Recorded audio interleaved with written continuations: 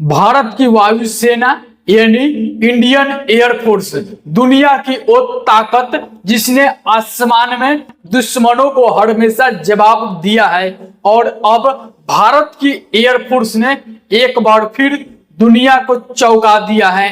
नई global air force ranking 2025 में भारत ने चीन को पछाड़ते हुए दुनिया की तीसरी सबसे ताकतवर वायुसेना का खिताब हासिल कर लिया है। लेकिन इस खबर के सामने आते ही चीनी मीडिया का आग बबूला हो गया है। ग्लोबल टाइम्स जैसी सरकारी अखबारों ने भारत पर तंज कसते हुए कहा है कि रैंकिंग कागजों पर नहीं, असली ताकत मैदान में दिखती है। यानी कि एक बात साफ है कि भारत की बढ़ती ताकत अब चीन को बर्दाश्त नहीं हो रही है। हर साल world director of modern military aviation नाम की संस्था दुनिया की सबसे ताकतवर वायुसेनाओं की रैंकिंग जारी करता है और 2025 के रिपोर्ट में पहले स्थान पर अमेरिका है, दूसरे स्थान पे रूस है और तीसरे नंबर पे भारत है। वही चीन जो अब तक तीसरे स्थान पर था वो अब खिसक कर चौथे नंबर पर चल गया है। इस रैंकिंग में कई फैक्टर शामिल किए गए हैं, जैसे कि फाइटर जेट्स की संख्या, ट्रेनिंग की गुणवत्ता, एयरबेस की स्थिति, मिसाइल सिस्टम और युद्ध की तैयारी के आधार पर इस रैंकिंग को जारी किया जाता है। इन सभी में भारत ने जबरदस्त प्रदर्शन किया है।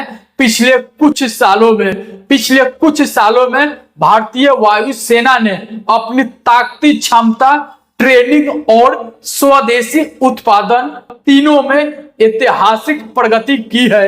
अगर बात करें भारत की ताकत की तो आज हमारी एयरफोर्स किसी भी देश से टक्कर दे सकती है। अब भारत के पास वर्तमान के समय में 36 राफेल जेट्स हैं जो 2200 किलोमीटर प्रति घंटे की रफ्तार से उड़ान भर सकती है।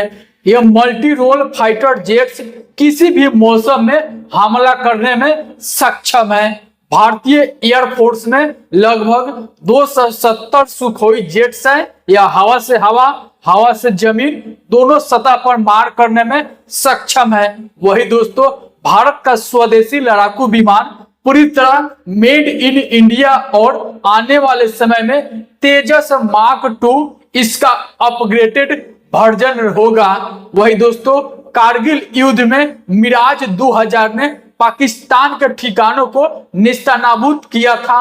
आज भी मिराज 2000 जेट भारतीय एयरफोर्स में अहम भूमिका निभा रही है। वही दोस्तों बात करते हैं C-17 ग्लोब मास्टर, C-130 जे सुपर हरक्यूलस और IL-78 टैंकर जो किसी भी परिस्थिति में लंबी दूरी तक ऑपरेशन करने की क्षमता रखते हैं। भारत अब सिर्फ खरीदार नहीं बल्कि निर्माता भी बन चुका है।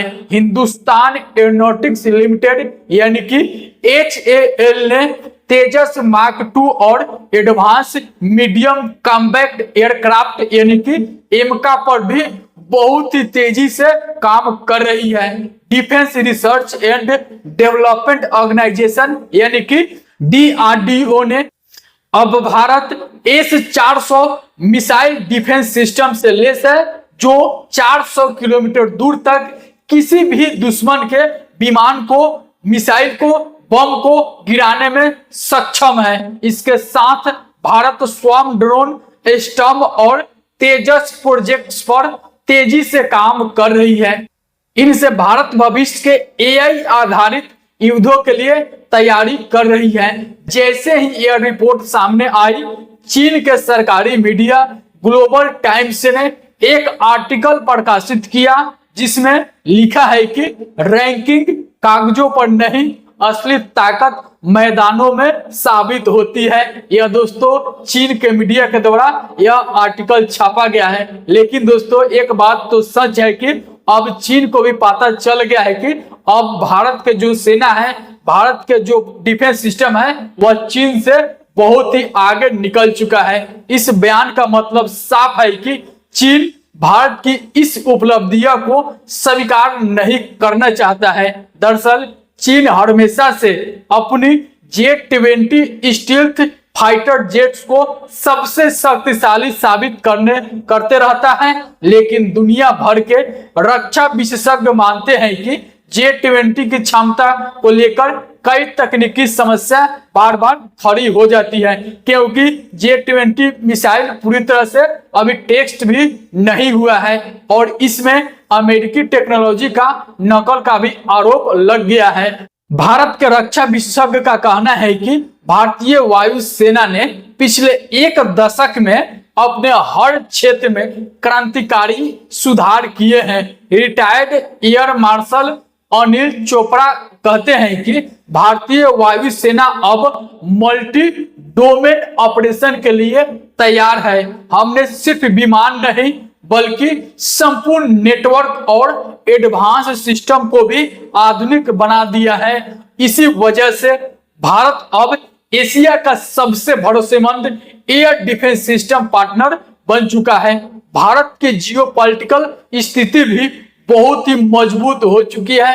अंडमान निकोबार से लेकर लद्दाख तक हमारे एयरबेस अब पूरी तरह से डेवलप मॉडर्न सिस्टम से लेस हो गई है। इसका मतलब है कि अगर कभी दक्षिण चीन सागर या हिमालय सीमा तनाव बढ़ती है तो भारत तुरंत जवाब देने से पीछा नहीं हटेगा। भारत की इस उपलब्धि पर अमेरिका, फ्रांस, जापान और ऑस्ट्रेलिया ने भारत को ग्लोबल सिक्योरिटी पार्टनर कहकर सराहना किया है। भारत हाल ही में कई देशों के साथ लगातार संयुक्त अभ्यास भी शुरू कर दिया है, जैसे कि रेड फ्लैग अमेरिका के साथ, डेजर्ट फ्लैग यूएई के साथ, गरुड़ फ्रांस के साथ। इन अभ्यासों में भारतीय पायलटों ने बार बार साबित किया है कि वे किसी भी भूभाग, मौसम या ऊंचाई पर सफल मिशन कर सकते हैं। दोस्तों, अब तस्वीर साफ है कि भारत ने सिर्फ एक रैंक नहीं बढ़ाई बल्कि एक संदेश दिया है कि अब भारत किसी के पीछे नहीं बल्कि नेतृत्व खुद करने वाला है। चीन की मीडिया को जितना भी बौखलाना है बौखला ले, हकीकत यह है कि भारतीय वायुसेना की ताकत अब पूरे एशिया में सबसे ज्यादा भरोसेमंद और प्रभावशाली मानी जाती है। भारत की वायुसेना सिर्फ सीमा की रक्षा नहीं करती बल्कि देश के गौरव और आत्मविश्वास की प्रतीक बन चुकी है। आज हर भारतीय को गर्व होना चाहिए कि हमारी वायुसेना आसमान में ही नहीं बल्कि पूरे दुनिया के मानचित्र पर ऊंचा उड़ रही है। और दोस्तों, यह जो न्यूज है अपने दोस्तों में भी शेयर कर देंगे। मिलते हैं नेक्स्ट वीडियो में। जय हिंद, जय भारत।